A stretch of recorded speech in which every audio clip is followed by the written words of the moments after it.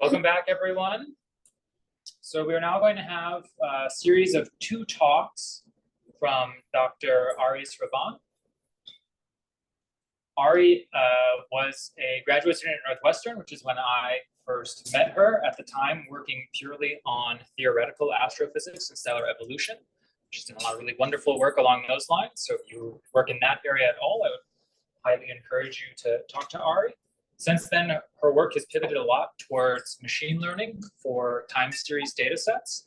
And in particular, she's built a lot of very, very interesting models for understanding how you can classify sources in real time in order to optimize the deployment of follow-up telescope resources. So questions like, here's a thing that exploded in this galaxy. It's been observed to have these photometric colors. What observation do we need to get next in order to maximize our overall scientific output? It's a very challenging problem. It's a very interesting problem.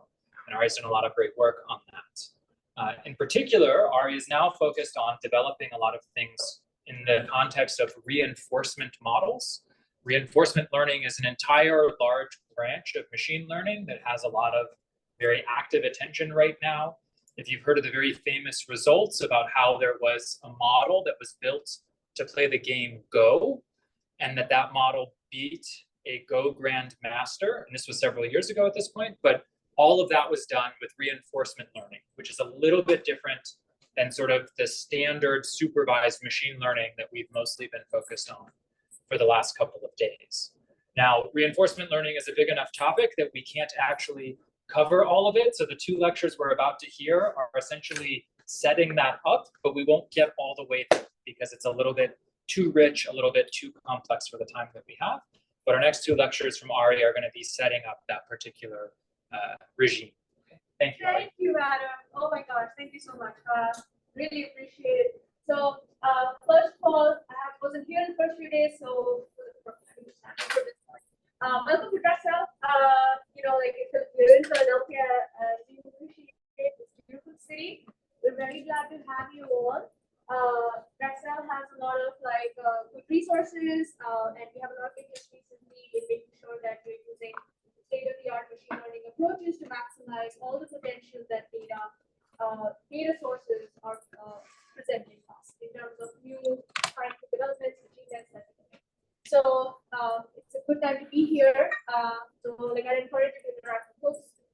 I'll be available for lunch tomorrow if you're interested to talk. But if you generally would like to chat about stuff that I'm talking about today or pretty much anything else, just send an email. I'm happy to talk. And apologies for the first few days where the air conditioner was not working.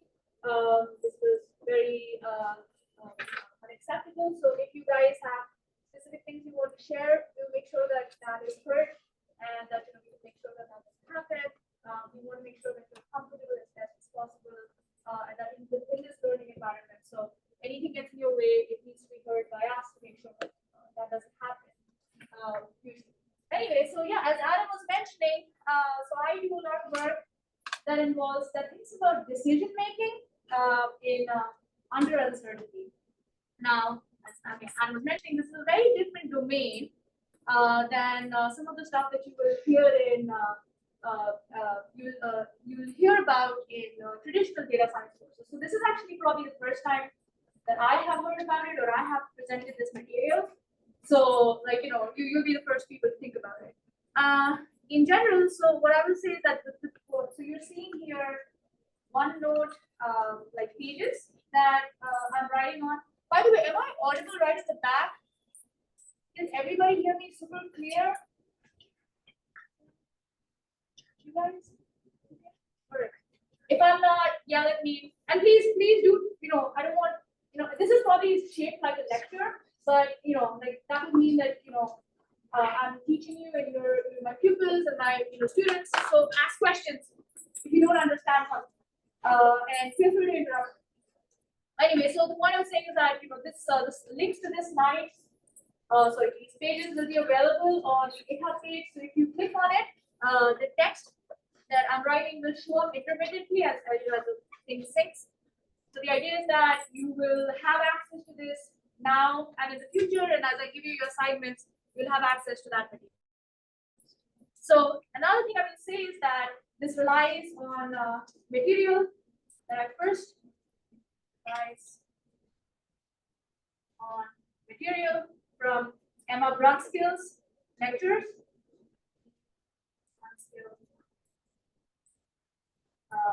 CS234 lectures on reinforcement learning. And this is available on YouTube, so that's where I learned reinforcement learning from. That's where I've derived much of this material from. Feel free to look at this. It's a great resource if you want to really get into the depths. But the focus here is actually just to make sure that you start getting familiar with concepts of decision making. So let's get started. The first thing is that, what are we thinking about? This is the introduction. So we are thinking about primarily this issue that we need to make good decisions despite some uncertainty.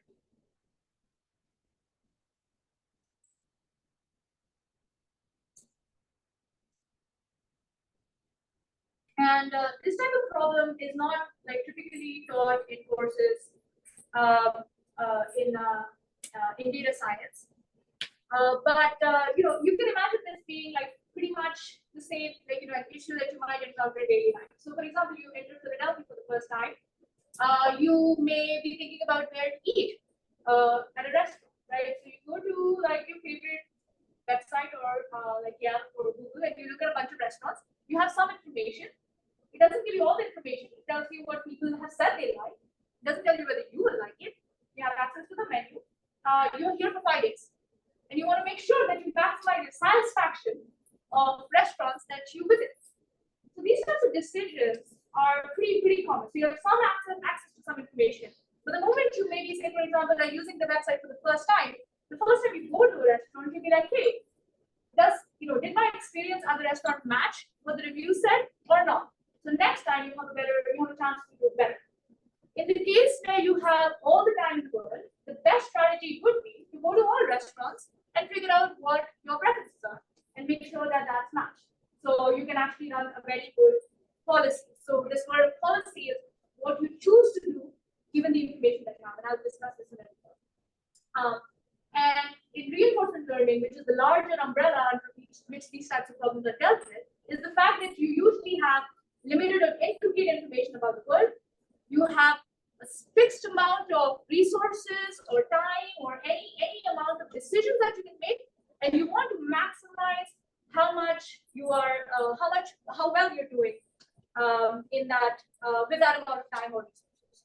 And I will give a more concrete example in terms of astronomy in a second, but I did want to show you this, which is a recent paper. I'd like to give you a concrete example of how this might work. So this is from a paper that was published in Nature late last year, actually a couple of years ago now.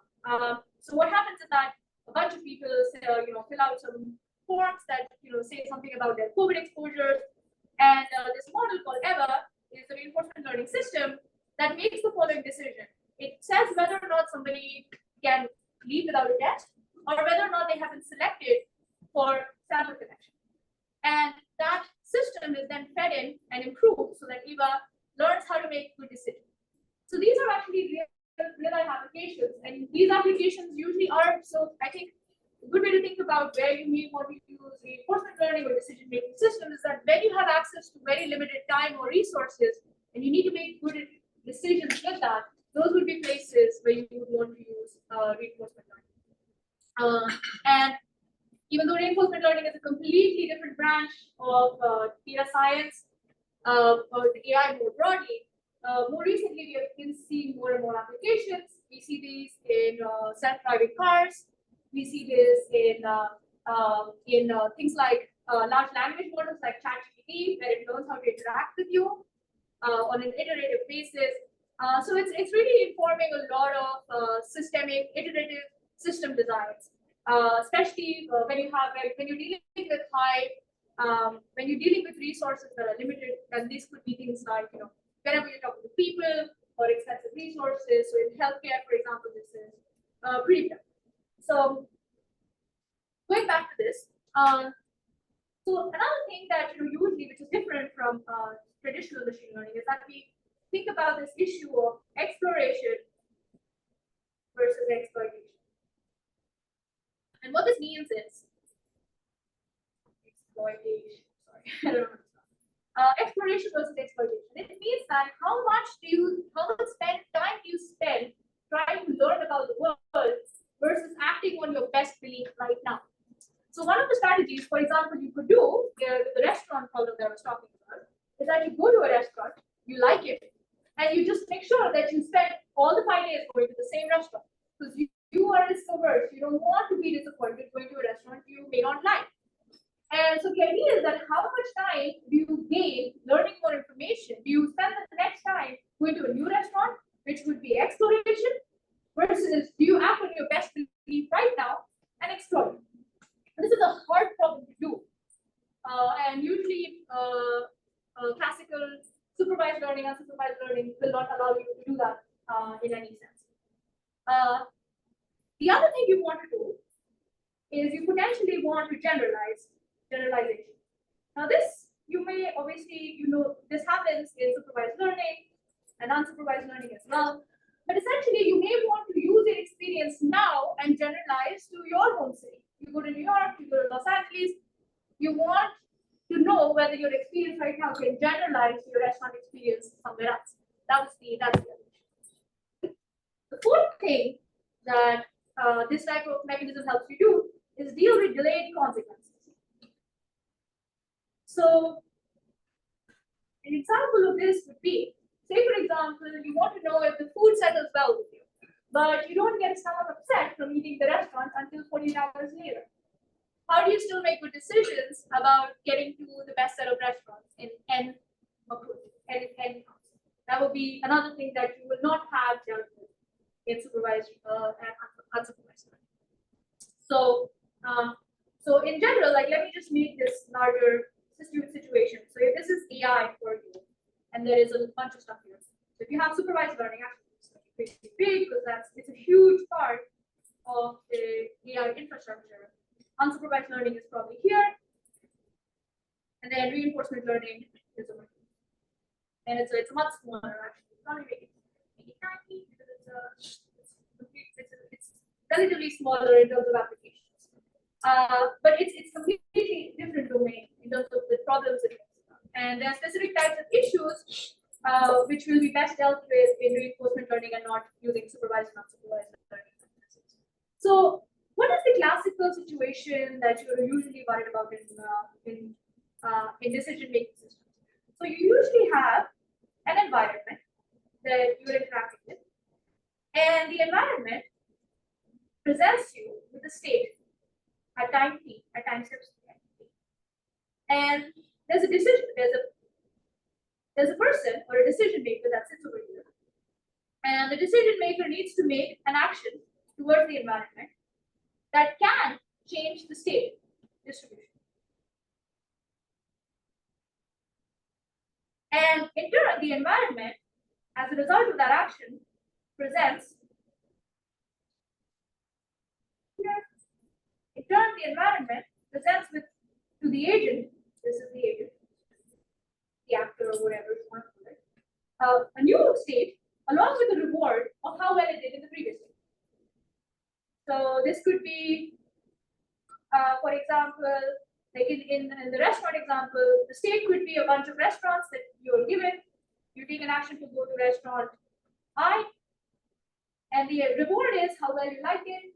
And in this case, it could be the same set of restaurants. You think about these situations where the state doesn't change. But it could be a situation where you're driving a car, for example. The state is how you see the world. You take an action and you try to turn your wheel to the right. The next time, and you get a reward, which is 1 if you don't crash the car, 0 if you crash the car. And then you actually at this point you stop. But in this, you get a reward. But you'll also get a next state, which is what happened after you turn the car. So in reinforcement learning, usually you have this issue where you make a decision and it changes the world as you go down. The state of data that you see is different. And like I said, going back to this issue of delayed consequences, which actually relates particularly in the physics science, you may take an action, like for example, you collect your data, but for like data reduction, you don't get back true data, but you still need to continue playing and doing good decisions despite not having any information. So you can actually handle that in this sort of situation. So this is reinforcement learning. So there are a few key concepts that I want to make sure you understand. There is state. So unlike in supervised learning settings, we don't have features and response. We have state, action, reward, policies, things like that. Usually encompassed in our decision processes, which is the whole reinforcement learning domain, which we will not touch, but I will encourage you.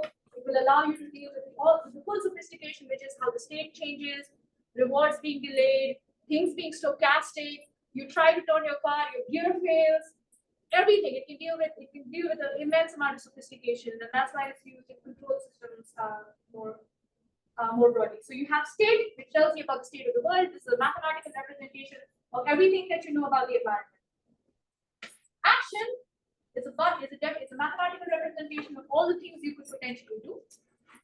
The reward is a measure of how well you do. This usually specifies your time return. This is also known as a utility in some circles. So you can say I take an action of collecting data X. My classification accuracy improves by blah. That's a utility. So you took a good action. You probably like got some data that was useful for your supervised learner. So that would be another thing. A policy essentially is just a map. The policy is really what you want to learn. And the policy is the goal of the learning agent, which converts state to a probability distribution over actions. And in some cases, you can have just one action, but you can have a probability distribution of actions. And this is really the goal of the learning agent, learn good behavior policy. So it learns to make good decisions. So here's the introduction more broadly. Like I said, I really encourage you. This is an excellent resource to think about some of this stuff. So I'll pause for 1 second, see if people have questions before I move on to the next point. I can't see people that here. It's kind of sad, but yes.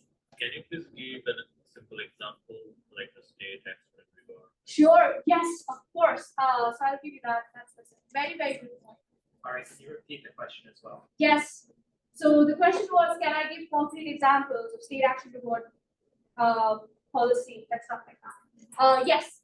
So I will also do this in the specific case of bandits, which is a simple case where the state never changes and the rewards are stochastic. But I'll give you a concrete example in terms of let's see what I can give to you.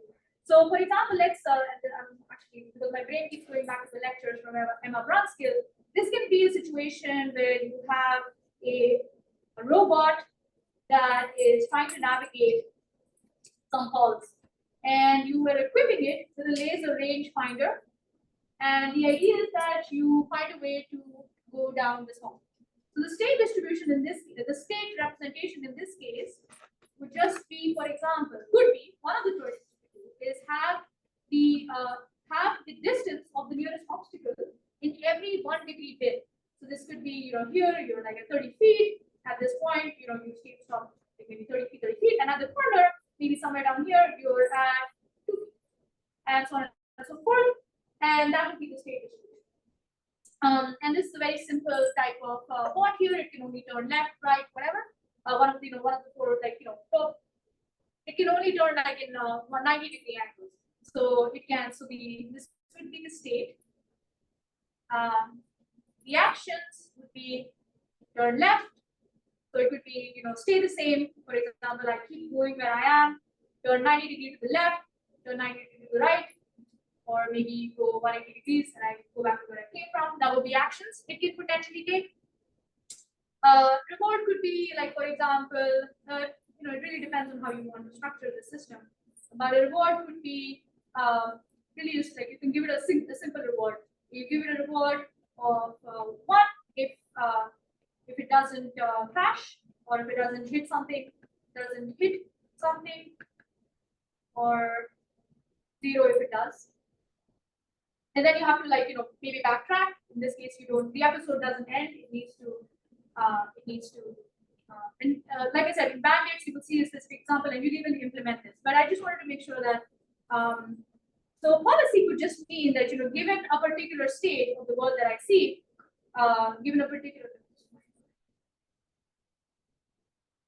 So the policy could just mean that given a particular state of the world, which particular action should I take? Like if I see that, maybe in a given situation right now, right in front of me is an obstacle, maybe the idea is that I choose either turn left or turn right, depending on where I am in the lobby. So for example, if I am here and the agent is just learning to navigate the environment, and it knows that it's probably like right now it doesn't have an obstacle, but if there was something here, it knows that probably like I've gone down this hallway just a little bit, I'm at an obstacle, it's probably best to go back here and try to go here. So it has some notion of so again, the state distribution can be what you locally see, but it can also be a history of all the things that you have seen in the past. So it really just tells you how to go from here to what action to take. Again, I'll give a more concrete example, and you will work through this. But I just wanted to give you at least one for now, and I'll give you this in a more astronomy-focused manner in just a second. And it'll become clearer, yes. Can I relate this approach with the random walk in MCMC with the Can you relate? Whether I will accept this direction Yes. or not based on the action? My gut says yes. You could probably. I would say so. In that sense, for example, a random walker says, I see a particular probability distribution. What's the next jump, or Yes. where do I take? And maybe the reward could be how much did I improve, or did I land in a high probability region or Yes. a low probability region? I can imagine. It makes sense to me that you could run it, but I would think so. But I have to do a little check on that. I'll check on that. Sounds interesting. Thank you. Yeah. But the point is with MCMC and stuff like that, where you satisfy detailed balance, there is such a nice statistical framework to do this that I wonder if reinforcement learning is strictly necessary there, even though you can implement it. I'm not sure how much you will gain. So one of the things that in reinforcement learning you do is that you spend a lot of time being really stupid a lot of the time.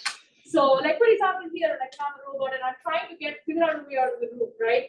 Most of the time I know nothing. And I'll walk right here, crash it. Okay, great. Okay, then I'm back up.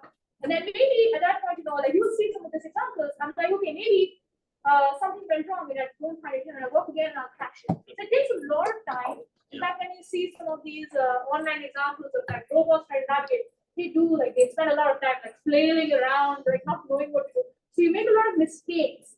And the idea is that you completely learn how to do a completely new thing. So I would say it's not going to be computationally efficient to spend a lot of time trying out. So eventually you'll learn a very good policy. If you know, given a certain state distribution but in the process of trying to figure out where to go next, you'll try a whole bunch of really crappy decisions. Yeah. To then iterate on what to make good decisions. So if you have, I think I'll stick to that answer. If you have a good statistical framework to actually learn how to make good decisions, you probably don't need it. You want to, in reinforcement learning traditionally, like I said, you spend a lot of time learning good things. So it can be very inefficient. And I'll again, bandits are very similar. Simple, you will see it in reinforcement learning. There's often the argument of you want to have a good simulated learner. For example, if I'm learning to drive my car, I can't afford to pump my car all the time. So usually you learn simulated domains before you try something else in the real world. So you actually learn the policy that you then transfer. You're not learning while you're driving the car.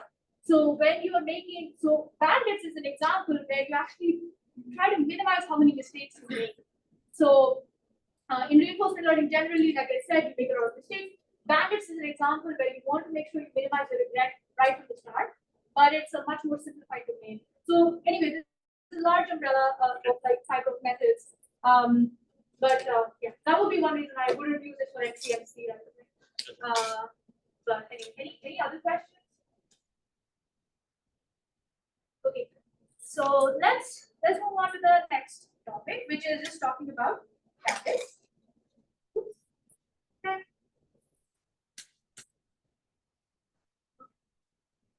So we're going to talk about bandits. So what is a bandit? A bandit is actually a very classical computer science sort of a situation where you essentially, like, let's imagine we go to Vegas and we have a bunch of slot machines that we want to play. Okay? They look very identical. They have all these levers that you can play, and behind these, there's a unknown probability distribution. So if this is machine 1, machine 2, and so on and so forth. So there are several machines. And the casino owner has set some reward distribution behind each of these machines that is not known to you. So you don't have access to the casino owner.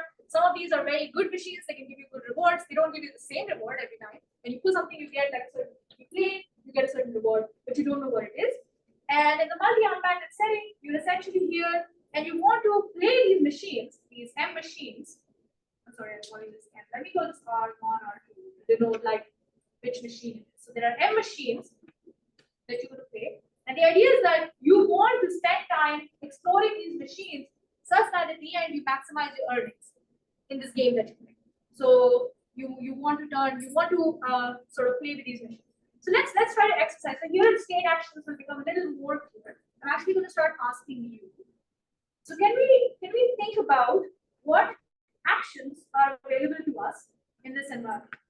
So because in the multi, so let's this one, multi-armed bandit. So in the multi-armed bandit setting, you have many arms that are available, and these are actions or arms. Can anybody tell me here what the arms or the actions are that you may be thinking about? What are the arms for the bandit? What are the so when you are at this machine, what are the types of actions you can take? Yeah. No action. Yes, no. Oh, you can take no action, yes. But that way you don't win. Like that's guaranteed that you will not get any money. So if you want to get money, if you want to be rich, right? What are the actions you can take? How many options do you have? One option you have is if you use all the steps. Okay. Yes, that is correct. Yes.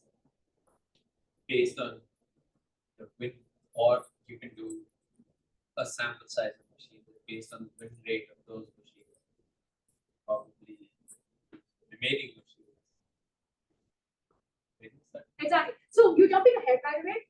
This is a policy, already describing a policy. You're saying what you will do to win this, win a lot of money, right? You want to try a bunch of stuff. You want to figure out which machines have given you a good amount of money in the past, and you exploit, right? So explore first and then immediately exploit. So here, I'm actually asking a simpler question to ask you what the number of actions are. Here, at any given time, you could choose one action, but you can choose one of the M machines. So you have M actions to take. So you can use machine 1, machine 2, so on and so forth, until machine number M. So there are M potential arms that you can pull. That's your multi-arm battery. Okay, so as I mentioned, you don't have access to the casino owner. So the reward distribution for pulling a particular arm is going to be is an unknown probability distribution that this is obviously conditioned on which arm you pull. This is unknown. And I'll give one concrete example related to astronomy in a second, but let me just make sure that the basics of the ability. Oh my gosh. Unknown probability distribution of rewards that conditions on which arm you pull. Conditions on pull. Okay. So let's examine why this is a stochastic environment and why this is hard. So let's sit in the simple domain where we just have two machines. So let's say we have two machines right now. Okay, and this is unknown to us. So we have two different probability distributions of getting reward. This is one reward distribution. Another reward distribution. Okay, this is machine 1. This is machine 2. Machine 1 has a lower expected reward than machine 2. Every time you query a machine, so you say, for example, you pull a machine, you pull a lever on machine 1. So let's think about how a very simplified strategy can go extremely wrong in this case. let's say, for example, I pull machine 1. I don't know anything about any of these machines right now. I pull machine 1, and I get a reward here.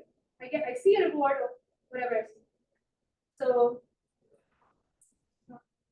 K1 is these are the means.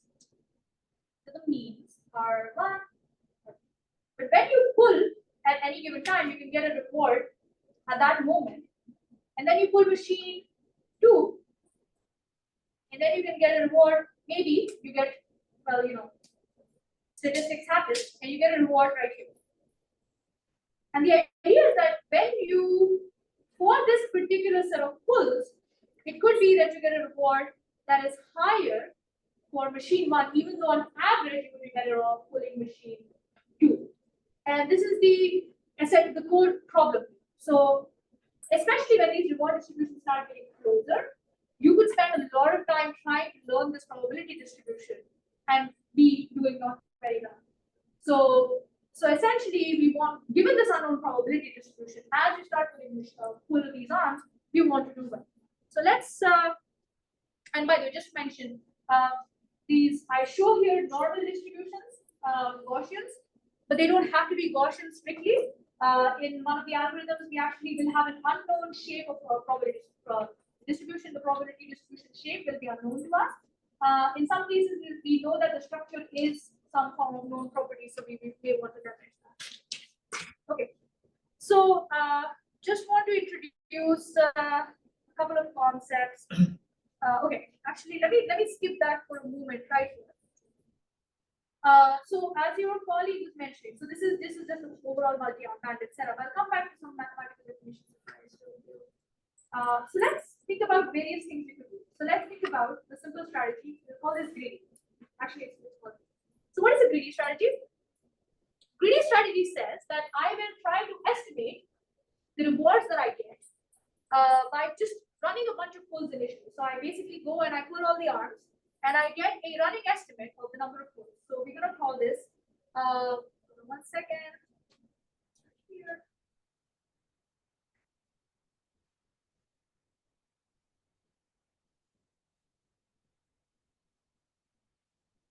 Oh, you know what? Let me go back 1 second. I just want to clarify a couple of things. I don't want to miss that. Okay, so one thing to note here is that you always have a single state. We are not changing our state distribution. So we have a single state always, which means after pulling a particular arm, you always have the same set of 10 machines that are available to you. It's not that one of the machines stop working. You always have a single state. Okay, and you always have M actions available. This is not always the case in astronomy. Always one state and always M actions. One of the things can happen is that someone's watching and they could change the probability distribution of the rewards. Nothing like that is happening. The machines are always untouched. You always have M actions to take. It's a very simple domain. And so you want to, and just to clarify that this is the case, that at any given time step t, at each time step t, you get to pick action A of t that belongs to the entire action space distribution, and you get a reward RT that is sampled from the underlying unknown probability distribution that is set by the oracle that you don't have access to.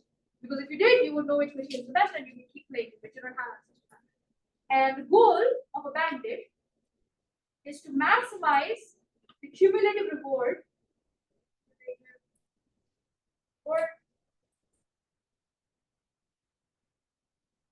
over all the time steps that you have played R of tau. Okay. So a few definitions before we move on. Let me define a few properties. This is going to be relevant.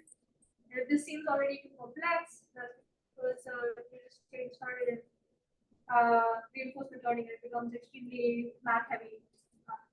So we have to define something called an action value function. This is going to be relevant later on. Action value function just says, so if this is the probability distribution, then what is the expected expectation theory? What is the expected reward for getting an action? So here, this is what the Q function is. And the expected value is just the mean if it's a normal distribution. If it's another complex distribution, it'll be something else. So that's the expectation. Some of the distributions we will deal with will be binomials. So you can either get 0 or 1 sort of situation, and in that case, again, you have the mean of the distribution being the expected value. And you are interested in searching for an optimal value, P of star, that comes from the optimal action, A star, that you want to figure out, which will be the max of Q of A.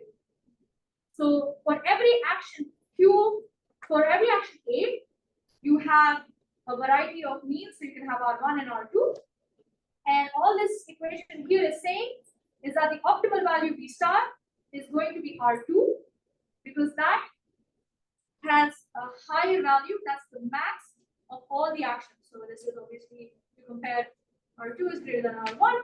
So the value, the optimal value will just be okay. And you want to make sure you are minimizing. Let's just okay. We want to minimize this quantity, but let's just quantify it. This is called regret. So we have this thing called regret. This is going to be LT. It's going to be the expected value of from time step 1 to time step t. The difference between the optimal value and Q of tau.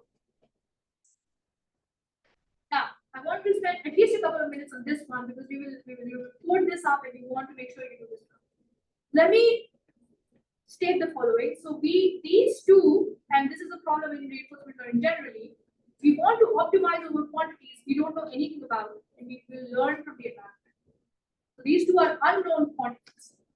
I will tell you, okay, so the first one is a little more clear. We don't know what the optimal action is yet, so we don't know what this quantity is. Can somebody tell me, based on what we've discussed so far, why Q of tau is also unknown? Which is, so Q of tau, if you remember, this is just the expected reward. This is the, this is the action taken at time step tau. Can somebody tell me why the Q of any given action is unknown? Why is this quantity overall? Why is this an unknown quantity? Let's say, for example, you play the machines a little bit, but you still don't know what Q of A is. You have some experience with the machines. Why don't you know Q of A?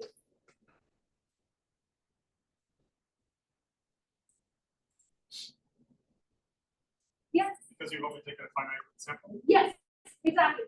So what is happening is that we have an underlying probability distribution, but when you pull an arm, you only get a sample. You never get the actual distribution. So you don't know what the expected value is. At any given time, you're only getting an empirical estimate based on the number of pulls. So the issue here is that when you want to minimize it, this is something you do want to minimize. You want to minimize your regret. Not only do you not know what the actual good action is, you don't know what the distribution of the expected rewards is.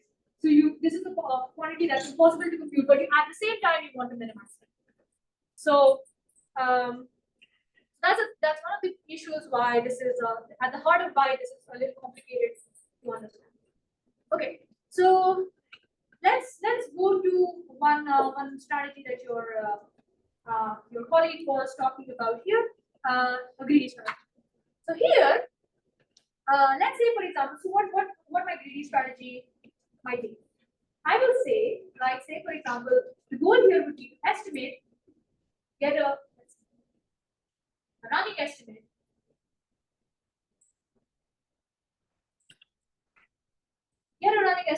of Q star or Q hat, Q hat with some number of pulls.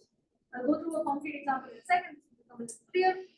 And what this will tell you for every arm, so this is the empirical estimate of the rewards you get by pulling arm A is going to be this is just averages. This is the number of times you pull that arm times the reward that you get each time that you pull that arm. So let's say that's just. So this is just the identity matrix to make sure we generalize to all arms. So essentially, this is just saying it's an average. Every time I pull an arm, I get an empirical average. So, and what you could do, so this is what the strategy would be. You could start off by just running an estimate, and this is where you are exploring. And the exploitation will just be select action highest value.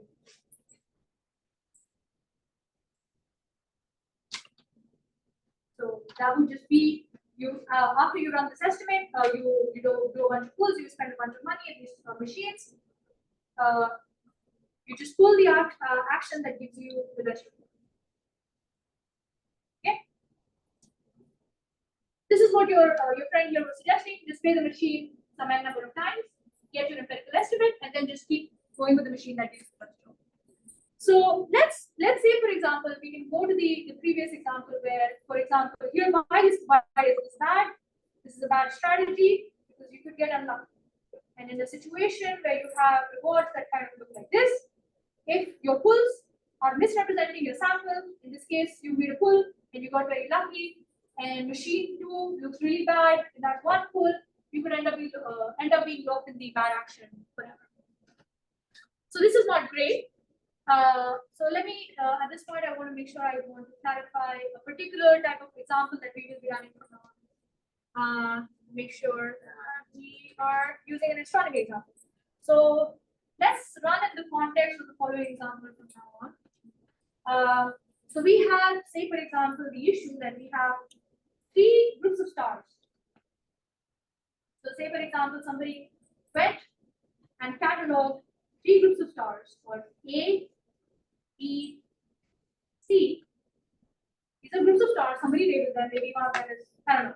I'm not a star person. Maybe one of this is a set of red dwarfs. These are some type of giants, something else. Okay. And you're looking for transiting planets around these stars. Okay.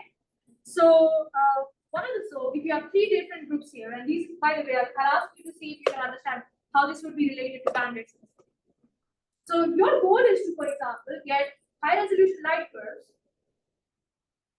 How many of you are familiar with light curves here, by the way? Okay, light curves, okay, good. So you will get high resolution light curves, which is essentially just taking, watching a star and sort of like collecting its photometry, and then if you see a little bump over here, that indicates something is there. So, and this is kind of expensive because you want to sit on the star and you want to get this data. It's really hard to do. So you want to be careful of which type of stars you want to go for. Now, some star, maybe, perhaps, a particular group of stars are more likely to host planets than others. So if you were going to spend the energy on trying to go after one of these stars, you may as well find the group that has most likely going to be hosting a planet. So you want to essentially, initially, you don't know anything about the association between stellar groups A, B, or C on whether they actually hold a planet or not. So you want to essentially make sure. So okay, one other thing I want to clarify. So once you get this high resolution spectrograph, in this setting, you will, if you see a transit, you have a planet. Suppose you can do this very well. If you get the data, you always know if there's a planet or not. There's no like noise related. There's always a signal, which is not the case, of course. You get the data. If you see a planet, you get a +1. If it's a yes, we have a planet, and a 0 if you don't see it. Now, not all stars in any group will hold planet, but each of these, probably red dwarfs, are more likely to host planets. And you need to make sure essentially you find the most number of planets. You spend your budget such that you find the most number of planets. So you need to find most likely to host planet. Or let's say with maximum probability to have a planet. Okay. So going through this example, can someone tell me here what the arms are? We talked about multi-arm bandits. Here you have a bunch of arms to put. What are the arms we can put? What are the potential? Yeah, what are the arms? Yeah. Yes, exactly. So there are basically just 3 arms. You can select group A, B, or C. Just 3 arms, right? Okay. So, and what does when you pull an arm, what is the reward that you get? I've written down, but maybe someone can tell me what the reward is. Yeah. +1 if you see a planet. Yes, exactly. So you have a number of probability distribution. You can pick from other stars. You pull, you make an observation. If you see a star, you get a good reward. If you see nothing, you don't get a good reward. You will not always get a good reward, but you want to cumulatively maximize the number of planets that you see. Just want to mention that these are all IID tools. IID is identically and independently distributed variables. Usually when you do supervised learning, you're assuming your data is IID.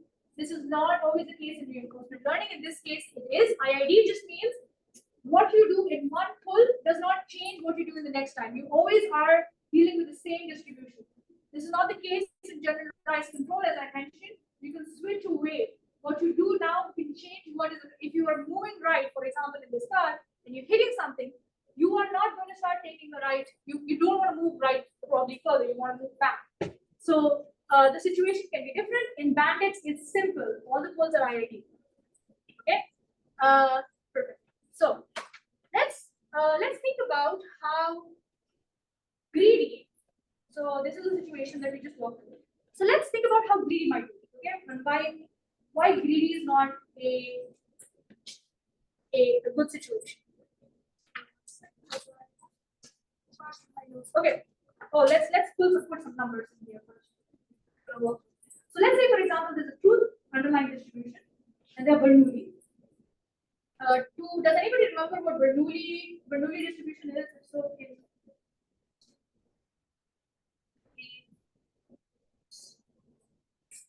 does anyone remember what Bernoulli? Yeah. It's 1 with probability and 0 with probability. Exactly.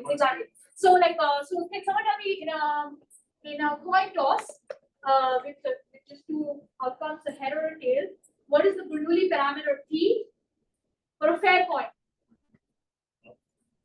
Sorry? So say half. It's half. Yeah, exactly. It's half. It's a fair coin. So let me just write down what a Bernoulli parameter is.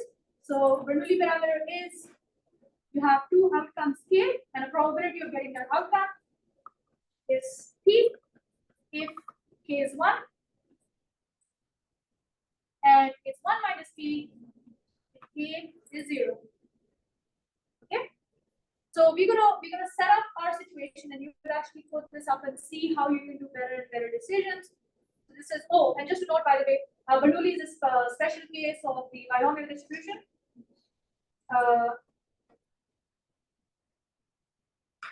Where you just have where n, the parameter n is 1, with basically just a single experiment with a yes or no answer. Essentially, give you a yes or no answer. That's the special case.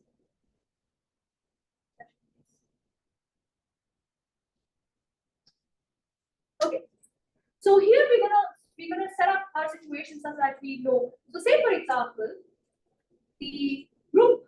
Let's call this actually. I'm gonna call this 120. Okay, group 1, group 2. And all this is saying that if I pull action, like if I query stellar group 1, my Bernoulli parameter is 0.75. If it's A2, it's 0.9. A3, it's 0.1. And all this is saying is that with probability in expectation 0.95, you host a planet. And if it's 0.25, you don't have. For A2, with probability 0.9, you have a planet, and with probability 0.1, you don't have a planet. And A3 is not a good group. We don't have access to this information. So let's try to see what can be an issue when we run something like greedy. And we'll iteratively do better and better as we go. Okay, so we're gonna try to run greedy now. Okay, this is our first algorithm that we'll try for the day. So let's say, for example, here's what happens. We sample A1 and we get +1, which means we saw a planet. Okay. We sample A2, we get +1, we again saw a planet. Sample A3, we get 0. We don't see a planet. This is all reasonable. This can happen, right? Given how the probability distributions are. In theory, what we do is we keep a running estimate of each of these, the empirical distributions. So remember, Q, if you go back to the notes, you will see this is the expected. In truth, Q is the expected reward distribution for that particular round. You're going to keep a running estimate. So in this case, the empirical estimate is just 1 because you just saw the one sample and you are dividing by the number of samples. 2 is 1. 3 is 0. So you didn't see it. Okay. So the greedy basically just says I'm going to sample each of these, and so let's say for example this is all the time I can get exploring. Now I need to start making decisions. This is the exploring part. Now you exploit. Can you tell me? And this is the question for everybody. What is the probability? What probability your greedy strategy will select A1, A2, and A3? Given that this is what you see, and assume dice are split randomly.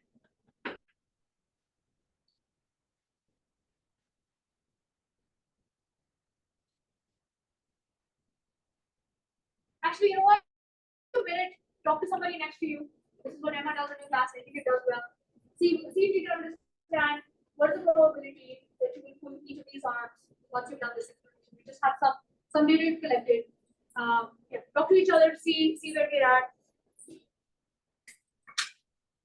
So what we're going to do right now is do a quick recap because the report was not functioning, and as people start clicking in, they put a new video. But the goal is to recap what we did. We had people talk about where we stopped was thinking about what is the probability under the greedy policy we take each of these actions, and essentially given the fact that greedy pointer. This is just a recap for people filtering in, so don't worry, you're not missing anything. Greedy will always select the action that has given you the highest empirical reward so far, and because A3, as you would expect, does not do very well, because you got 0, and then you split your bet amongst the ones that you do very well. But because you start splitting, you actually start accumulating regret. And we will see now how we can make more sophisticated decisions and start improving. Somebody asked a very good question, why do we care about regret? We still did very well by pulling some of these. Regret is usually a theoretical tool that computer scientists use to make proofs that even though you're empirically doing very well, you are still not selecting the optimal action. So what you want in many of these situations is that your algorithm should do best regardless of the outcomes that you see. So your underlying performance should be really well. So this is what we want to quantify.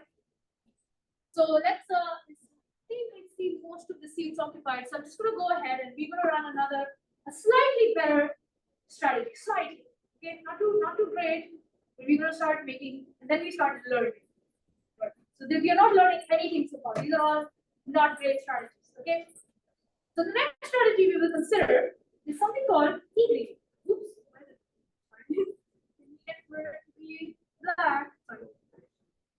So, okay. Now we're going to run a strategy called E-greedy. What is E-greedy?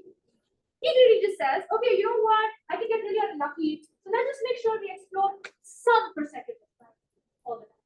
Okay, so we're not going to be too greedy. We're not going to get too confident. We're just going to make sure that with probability 1 minus epsilon, I do what greedy says, which means I select my action that has the highest empirical reward that we see, given all the actions that we have.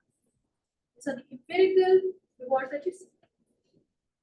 But the probability epsilon, I will select a random action.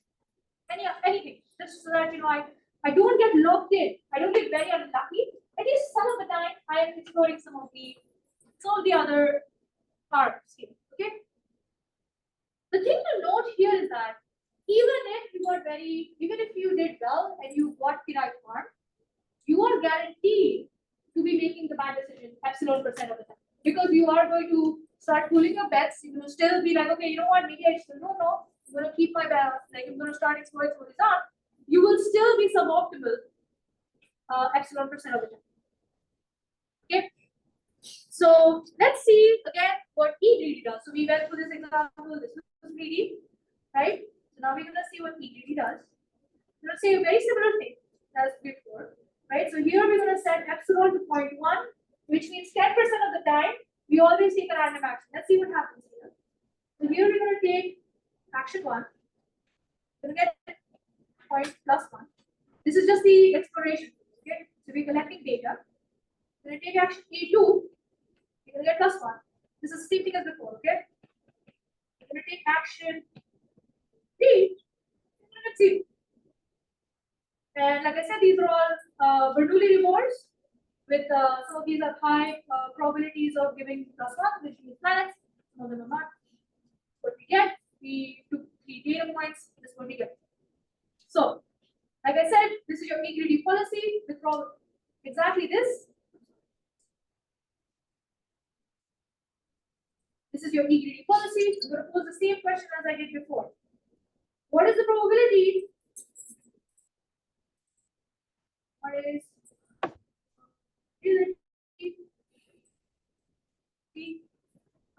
that E greedy, not greedy, E greedy pulls A1, A2, and A3. This is a slight modification. Here's your policy. This is your policy, okay? Tell me, as we did before, what is the probability we select these actions next time? Here is our specific question. So I'm going to ask you again, like before, to talk to the neighbor next to you, see how this is different from what we did last time. Just come up with what the probabilities are for selecting each of these counts. Let's take 2 minutes to see where we get. Say 1, but in the denominator instead of 1. Perfect. Okay, great. Can you explain this? Just because if your friends want to know why. So it's the same total steps. So it's the Same total steps, yes? Yeah, but it's only been moved once. Yes. Perfect. What about A3?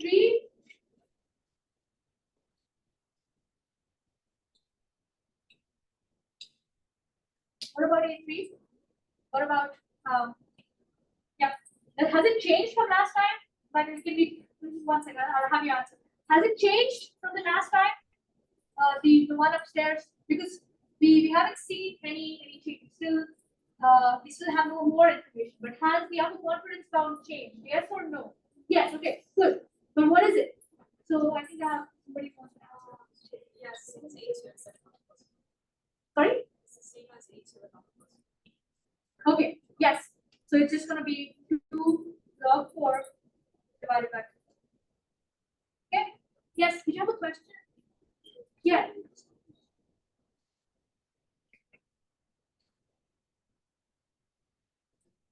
Could you be a little why is your upper confidence bound? Why does it used to be for A2 larger?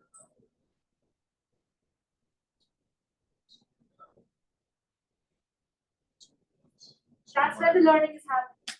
So it is, you're actually going a little, why is it, okay. So this is what's going to happen in a second. I'm going to ask you which arm you're going to put it.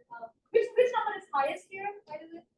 Which of these arms? So we're going to select the arm that has the highest upper confidence bound next, right? A2 has highest. So right now we've acquired information here. Okay, you have learned more about this. So our upper confidence bound is more confident in where it is. This one is what we will select next. So what happens is that you switch in the next step. Now you have acquired information that this one is now the highest. So why does it change? Let's see. Why does it change? I never questioned that. To be honest, I'll think about this a little more. Algorithmically, that's what's supposed to happen. You have acquired information. Your upper confidence bound has been modified, has been adjusted. Imagine a distribution that's very wide. You don't know much about it. In the first case, you have actually reduced it, but you feel like you need to know more about A2. So the algorithm is going to switch. It's going to be like, okay, I think I know where this is in some confidence. I think I know where the mean of the distribution is for A1 because I've acquired enough information. The other one has a wider distribution. So its upper confidence bound is higher, and the algorithm is going to tell you to query A2 next. Purpose. It's going to tell you query A2. So this is where the learning happens. This is because you don't have information, the uncertainty is larger, and the algorithm asks you to basically be optimistic. Oh, maybe I'll do much better. So the algorithm is actually kind of like excited, basically. It just says, okay, there's a possibility I get high rewards. Here I have actually constrained it because I saw answers. The distribution there is much wider, so I'm going to select A2. And in this case, in the next step, it is what you're going to switch. You're going to actually get information on A2. You're going to do better. Okay, so it's really the principle of the learning here. So let's just do that. We're going to code it up for the rest of the day. Just to confirm the 1 plus value is Yeah. the most recent reward. So say we ran A1 there and 5% probability got a 0 there. Yes. Or UCB 0 plus. Yes. No. So that's a good question. That's actually okay.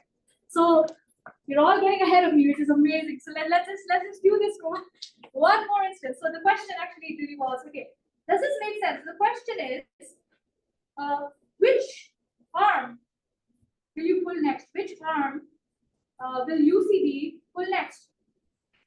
Is this clear why it's going to pull A2 next?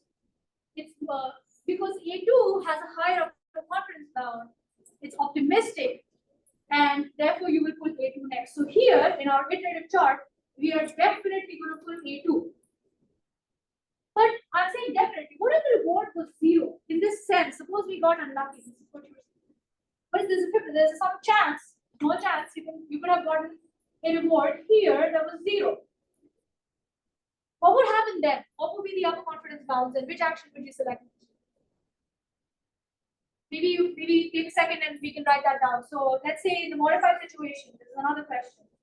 What if got reward 0? Actually, I'm just going to change this. Okay.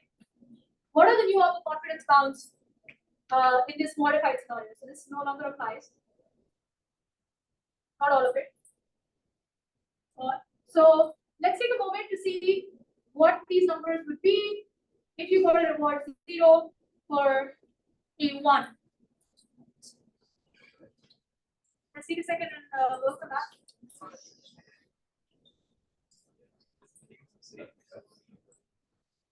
Given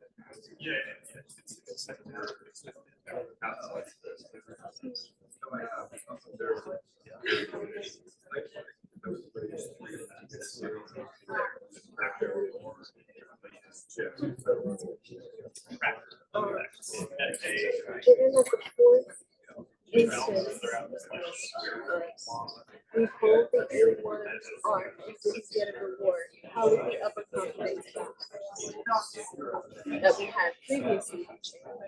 So the ones that are up there right now are if that most recent one was 1, we got the reward at 1.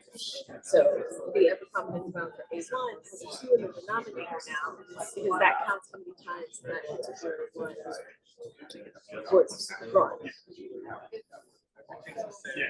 So now if that wasn't successful, what changes? There's like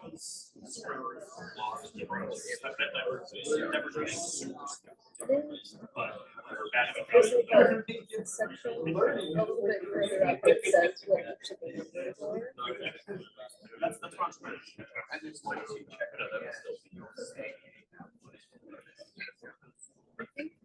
are. Okay, so what are the modified upper confidence bounds in case we got a reward 0 instead of 1?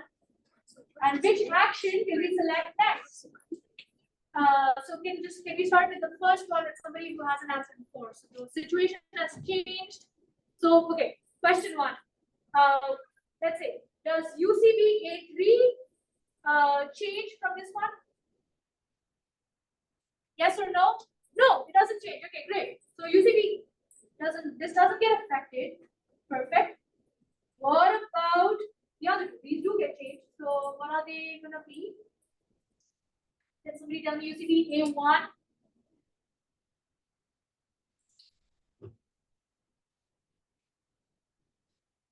Okay, what's the first one? So we get an empirical average, right? So we have two pools, 1 and 0. So what's the empirical average of two pools, 1 and 0?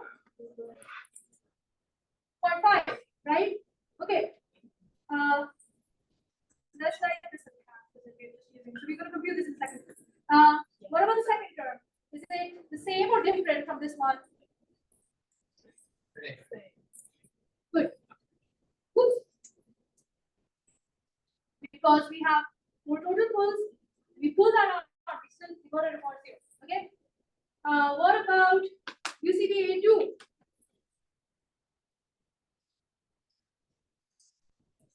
It's the same, right? I'm sorry, I said earlier they were not the same. They are the same. Okay, so can somebody plug these numbers in some code and see which one's bigger?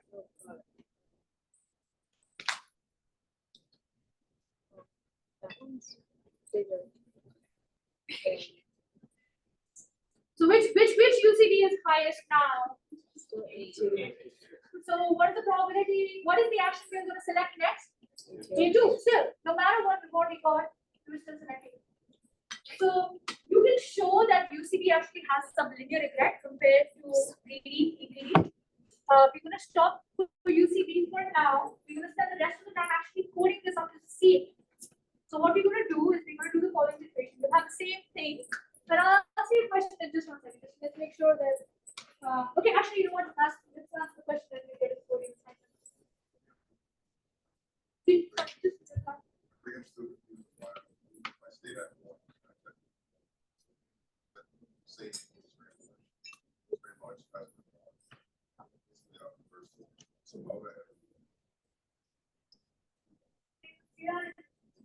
Based on the formula, will that indicate very large? It goes faster than the long term. Yes. So that term vanishes. But when you see these grows, you see for A2. I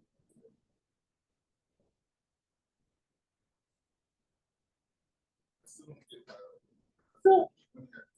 So there are two terms here. You're right. There are two terms here. There's the log term that grows as the number of times it grows, and that's this other term which actually decays as the number of times it's querying the R.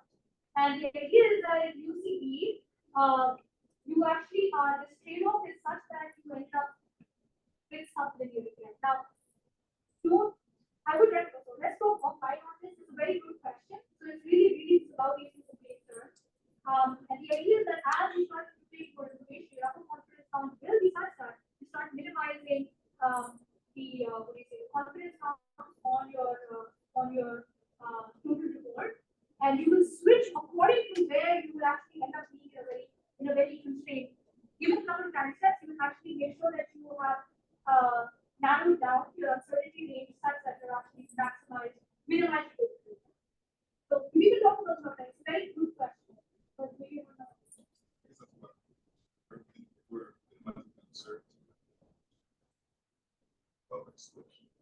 If you are minimizing the uncertainty, so that's not okay. It'll grow. You see it will grow. Yes.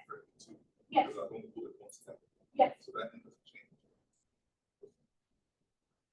So Yeah. I have to sit and think about it. Very good question. Let me think about it. Let's talk in just like asking the I don't know the answer at the moment, but let's figure it out. It's a good point to make. But let's talk. I'll show you how this is. Let's get into the coding one. So what we're going to do essentially, for now, we're going to have the situation where you will have 3 groups of stars whose rewards are drawn from a Bernoulli distribution. You're going to describe as that. And you're going to run greedy, E-greedy, and UCB. And you're going to plot your total regret as a function of n, the number of time steps you're going to play. So let's do the following situation. So let's pick. So we will do initial. So for example, for greedy, we're gonna always have an initialization phase. Let's make this a little more complete. So now we're going to code up this for the rest of the day. You're going to see. You're going to code, and you're going to code up greedy.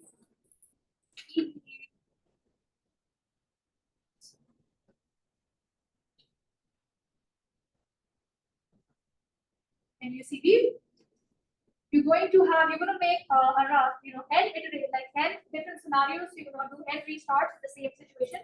You're going to do an initialization phase. So you're going to init for say for example, let's vary the initialization. We're going to initialize by 3 pulls, 6 pulls, and 9 pulls. This is how you're going to initialize, and you're going to then run for number of time steps of 100, 200, and 500. And the idea is that you make a plot of your total regret as a function of time, averaged over n different starting points for 3 algorithms. And what you should see is that greedy and e-greedy will all have, this should be greedy, this will be e-greedy, and upper confidence round will start actually learning. So we need to, so let's do that, see where we get, and that will help you sort of internalize how the process happens. And tomorrow we'll get into Thompson sampling and a little bit more advanced on like reinforcement learning examples and stuff. So beyond the probabilities that you have similar UCBs, but how do you update the probabilities at each step? How do you take the probability? So the probability, so once you have your UCBs, you just select the one which has the highest confidence count. If they're the same, you do it randomly, split it randomly. So the probabilities, so here your policy is very strict in the sense that either you have a highest value or you have the same value and then you pull your best and then you update. You update it each time. Every time the goal you update. All right, so then let's use your favorite programming tool. Let's see if we can get to this point of actually producing our total regret. Yeah, I don't know how you guys work. Maybe you want to work with your favorite partner. You can work on this on your own. And then you'll compare this tomorrow, as I said, with Thompson sampling, which doesn't really much better, but then it makes an assumption on the reward distribution, which UCB does not. Any questions? Yeah. So these notes are on the GitHub. There's a link to these notes, and they should be updated live. I think that some people are able to see it. Just click on it. You should have access to all these notes. Yeah.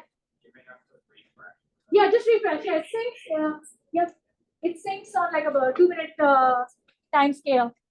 But you should have them everything here. See if you can put this up and get the performance. Not here.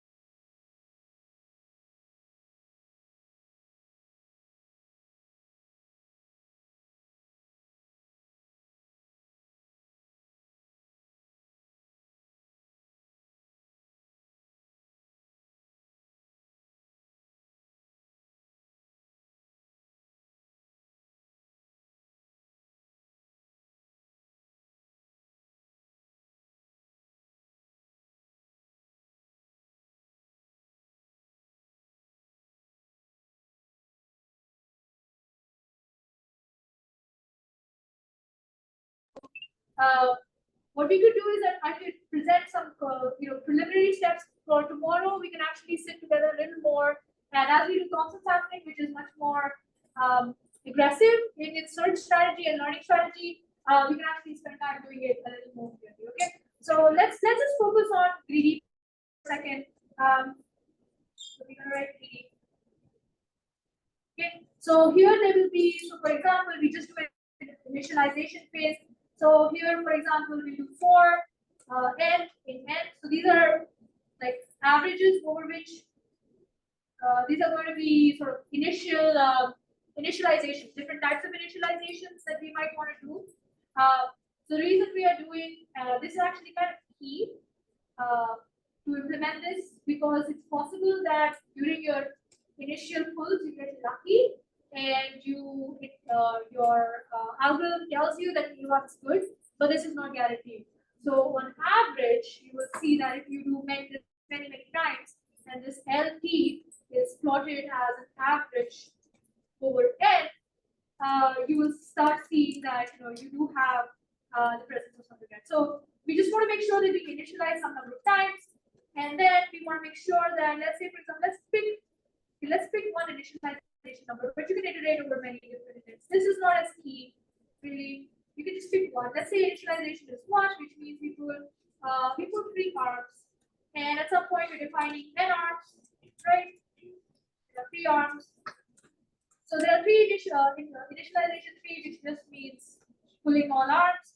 Either you can write it as if, like, say for example, how many times you initialize n init would be init over n arms, or you could just say n init is 1, and then you can just say for pull in. I don't know which your favorite coding language either is. So I'm using Pythonic. I'm not sure this is what you like. You can do this, and here you will have some support functions you will write out. You will define arms, and these are just fixed arms. You can give it a parameter p if you want, okay, which is essentially just going to draw a reward, and you can use numpy or whatever, and make sure you draw from a particular type, not be exact about what the name of the function is. You can do np random. I think it's random randomly something. Not sure. Stick that in, and then return the reward. Return the reward, right? And in this case, you're going to, so you're doing init of all arms, and then perhaps you have a dictionary that says your p list is 0.9, 5.9, and 0.1. Okay.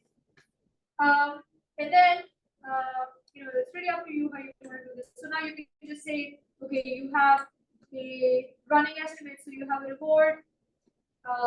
Let's say, for example,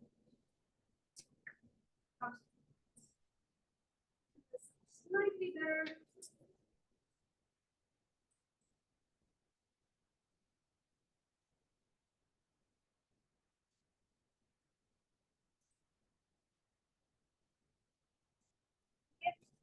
What we do want to do is come up with like a notion of actually let's define this one average over many arms. So let's say this is our total regret. Let's call it L, or let's call it regret. We're going to start with 0. Okay, and as you pull all the arms, you're going to have like let's say you pull one other thing you may want to you may need is sort of like a list of all the the update values that you may have. So you may say to list of all the values. So you start with 0, or nothing really doesn't matter. So you start with something you don't have any information, and so this is greedy, right? So you're just gonna get 2 values here, but then you may want to change to UCB when you do UCB. And here, what you can do is that you can do Q list of I, and I can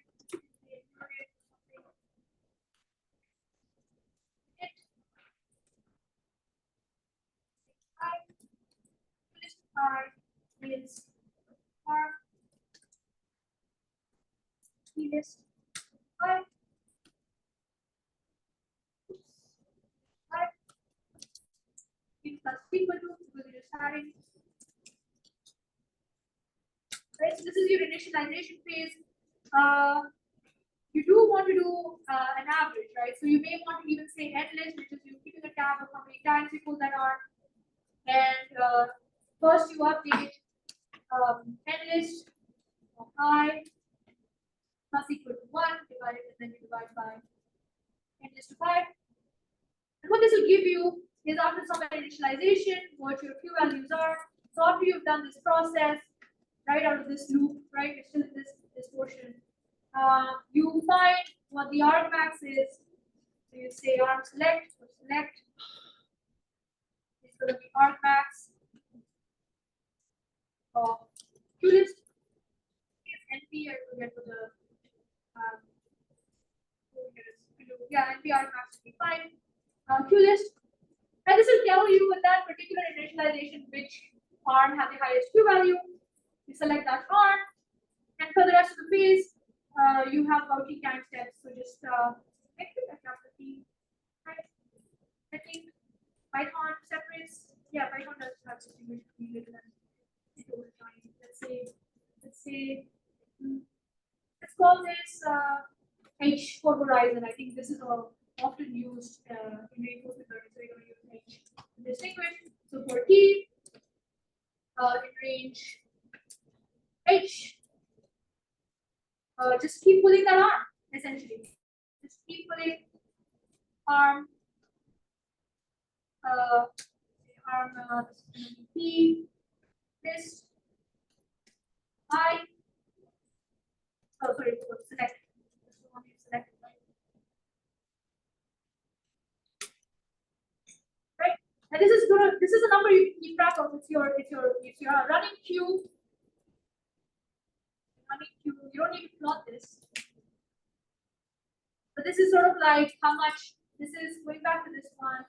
This is really looking at how well you're doing reward wise. But what you should really plot eventually is your total regret, LT. So L can be, so L here is obviously the parameter list. So what you can do here is that, whatever the, so let's say for example, L will be cumulatively per time step.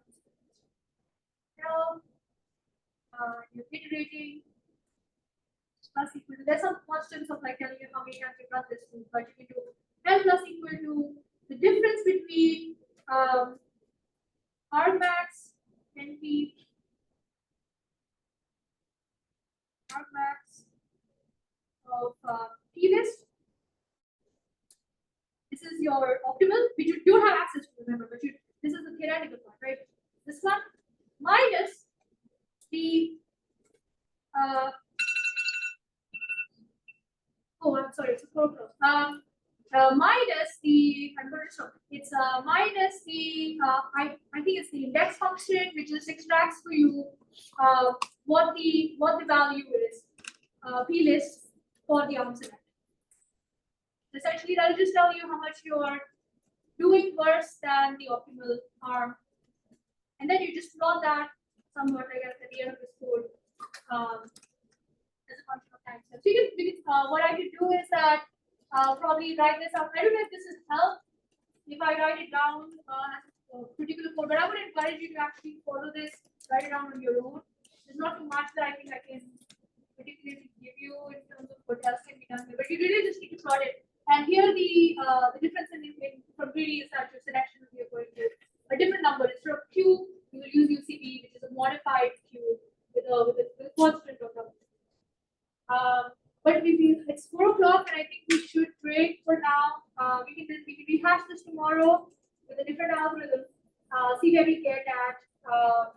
I'll brainstorm myself to see how I can make this easier for you all. It's not really necessary when we do multi-arm grant. It's really the demonstration is good enough. But I just want to make sure may help you understand how exactly it's being implemented. That's all. But if you follow the description, you don't really need it. So don't feel discouraged. Yeah, it's also coding practice if that's helpful because this is also a data science tool. But I don't think you're missing anything very big as long as you understand the explanation. So I'll think about it over the rest of the day and we'll meet again tomorrow morning. Let's break for now. We'll catch up again next tomorrow with more sophisticated. It's more aggressive and does better.